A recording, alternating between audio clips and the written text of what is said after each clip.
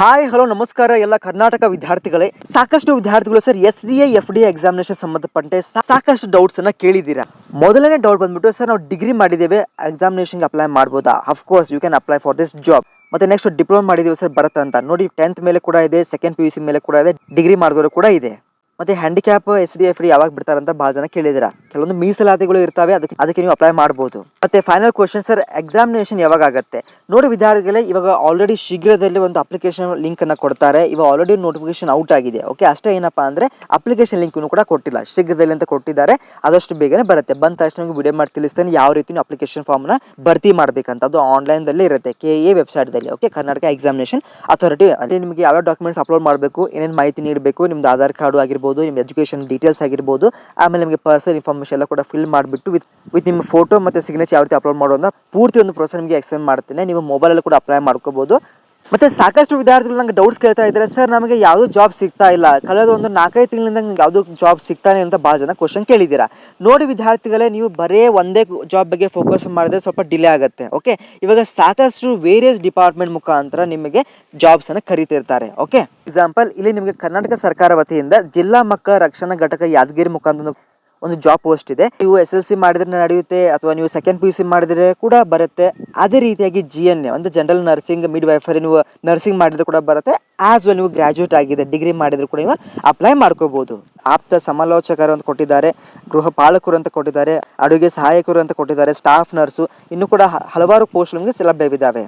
ಏನಿಲ್ಲ, ಒಂದು application form ಇದೆ. ಈ ಅಪ್ಲಿಕೇಶನ್ ಫಾರ್ಮ್ ಅನ್ನ ನೀವು ಪ್ರಿಂಟ್ ತೆಗೆದುಕೊಂಡು ಇದೆಲ್ಲ ಕೂಡ ಭರ್ತಿ ಮಾಡಿಬಿಟ್ಟು ಒಂದು 100 ರೂಪಾಯಿ DD ನೀವು ತುಂಬಿಕೊಂಡು ಈ ಒಂದು ಅಡ್ರೆಸ್ ಕೊಟ್ಟಿದ್ದಾರೆ. ಸೊ ನಿಮ್ಗೊಂದು ಅಡ್ರೆಸ್ ಕೊಟ್ಟಿದ್ದಾರೆ, ಏನಂತಂದ್ರೆ ಮಕ್ಕಳ ರಕ್ಷಣಾ ಅಧಿಕಾರಿ ಕಚೇರಿ, ಜಿಲ್ಲಾ ಮಕ್ಕಳ ರಕ್ಷಣಾ ಘಟಕ, ಜಿಲ್ಲಾ ಆಡಳಿತ ಭವನ ಸಂಕೀರ್ಣ, ಕೋಣೆ ಸಂಖ್ಯೆ 17, 1ನೇ ಮಹಡಿ, ಚಿಪ್ತಾಪುರ್ ರಸ್ತೆ, ಯಾದಗಿರಿ ಅಂತ ಕೊಟ್ಟಿದ್ದಾರೆ. ಸೊ ಲಾಸ್ಟ್ ಡೇಟ್ ಬಂದ್ಬಿಟ್ಟು 10 ಜುಲೈ. ಒಳಗೆ ನೀವು ಅರ್ಜಿ ಸಲ್ಲಿಸಿದ್ರೆ ಆ ನಂತರ ನಿಮಗೆ ಜಾಬ್ ಅನ್ನು ಕರೀತಾರೆ.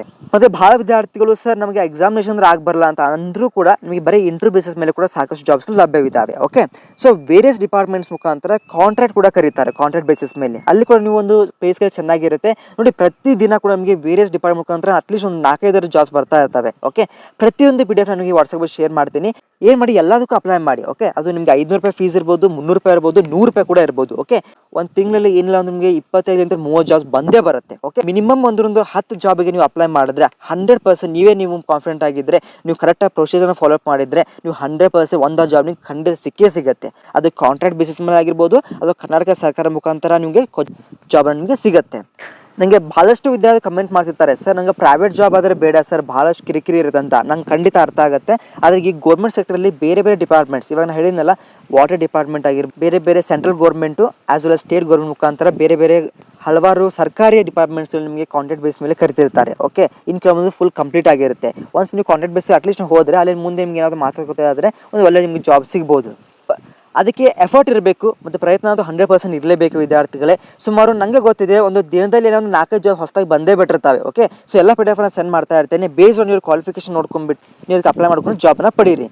ಇನ್ನು ಬಹಳಷ್ಟು ವಿದ್ಯಾರ್ಥಿಗಳು ಸರ್ ನಾವು ಬರೀ ಸೆಕೆಂಡ್ PUC ಮಾಡಿದ್ದೇವೆ ಅಂತ ಭಾಳ ಜನ ಕ್ವಶನ್ ಇರುತ್ತೆ. ಇನ್ನು ನಿಮಗೆ ಏಜ್ ಇತ್ತಪ್ಪ ಅಂದರೆ ಪ್ಲೀಸ್ ನನಗೆ ರೆಕಮೆಂಡ್ ಮಾಡ್ತೇನೆ, ಡಿಗ್ರಿ ಮಾಡ್ಕೊಳ್ಳಿ. ಓಕೆ, ಡಿಗ್ರಿ ಮೇಲೆ ಸಾಕಷ್ಟು ನಿಮಗೆ ಜಾಬ್ ಸಿಗ್ತಾ ಇರುತ್ತೆ.